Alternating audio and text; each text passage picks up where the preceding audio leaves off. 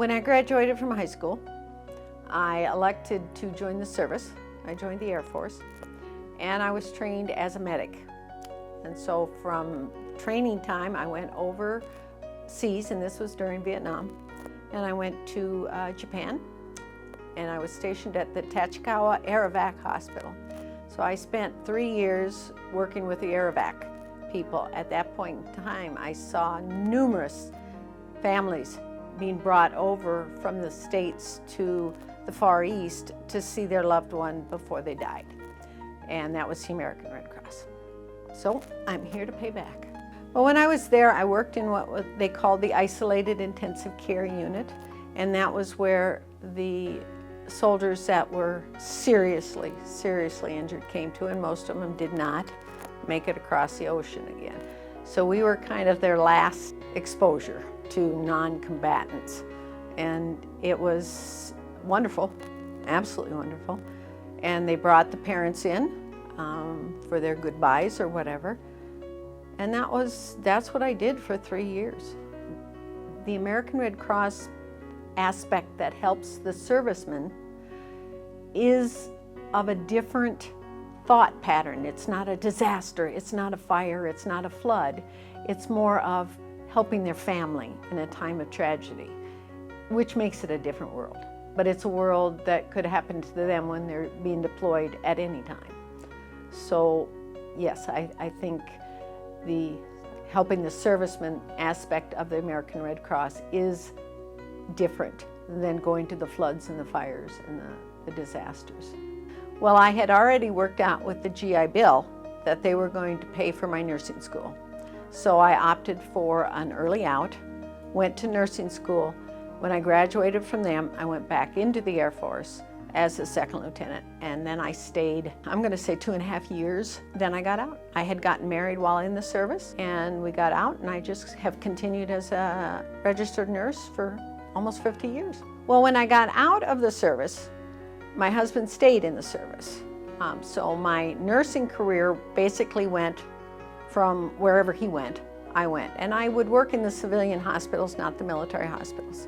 And when he was assigned to Ellsworth, I started working at Sturgis and Spearfish and all that, and I did that for a lot of years. And then finally, I decided, well, I'll just see if the VA, you know. So I went over to the VA, and as a veteran and a female, you're pretty much guaranteed a job, which is very kind of them, but you are.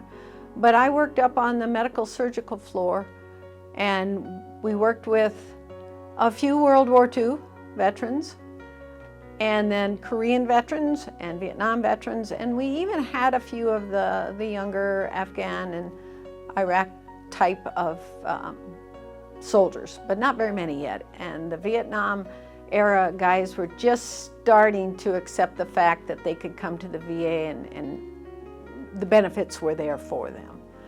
When I thought about volunteering for the Red Cross, I had no idea what I was going to do, what was out there, anything.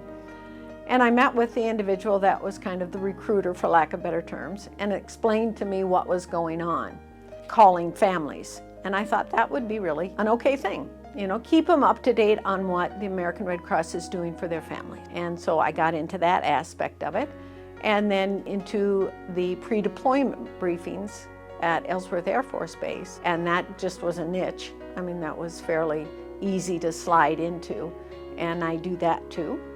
And then I evolved to working at the Ellsworth Clinic also.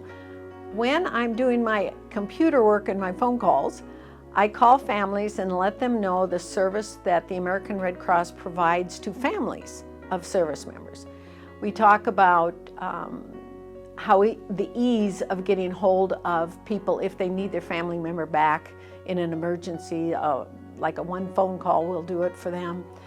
And I'm really amazed how many people don't know that service was out there. So they're all very gracious and all very thankful that I've called them. And of course, then I send out a brochure for them that they can add to their refrigerator door. The pre-deployment briefings that I attend twice a month, they are for service members that are going to be deployed to various places around the world. And The service members, the young ones and the single ones, really are kind of, okay, give me what you need to know, but I'm anxious to go. The married ones, it's a little different. They have more questions, they have more concerns. Several calls that I have made, I will talk to a family member and let them know why I'm calling, and they go, oh, I wish I would have known this before. They will tell a story of their father was dying, the child's grandfather or some family member that they needed them back, and they did not know how to get them back. So they obviously call their squadron at Ellsworth, and the squadron refers them to the American Red Cross. When I asked myself why I wanted to volunteer, I found myself saying, I have been given so much. I need to give back. And what came to my mind was what happened overseas, that the American Red Cross worked so hard to get families there, that I wanted to give back.